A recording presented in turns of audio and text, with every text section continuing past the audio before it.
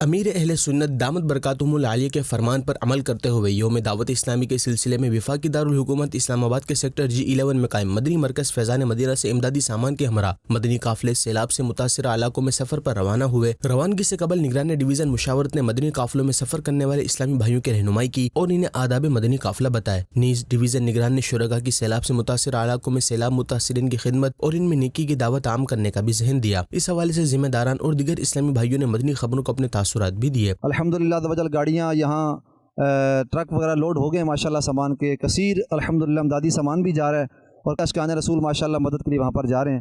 اللہ تبارک و تعالیٰ ہمارے سلام متاثرین اسلامی بھائیوں کی خیر فرمائے۔ ڈسٹرکٹ چکوال کی 5 تحصیلیں، تحصیل لاوا، تحصیل کلر کہار، تحصیل چوسدن شاہ، تحصیل چکوال اور تحصیل تراگنگ کے اشکان رسول الحمدللہ مدنی قافلے کے لیے سیلاب زدگان کی مدد کے لیے یہ اشکان رسول تشریف لے کر جا رہے ہیں۔ مدنی قافلے میں نگران ڈویژن مشاورت، تحصیل ذمہ داران، یوسی ذمہ داران، صوبائی ذمہ داران اور دیگر عاشقان رسول شریک تھے۔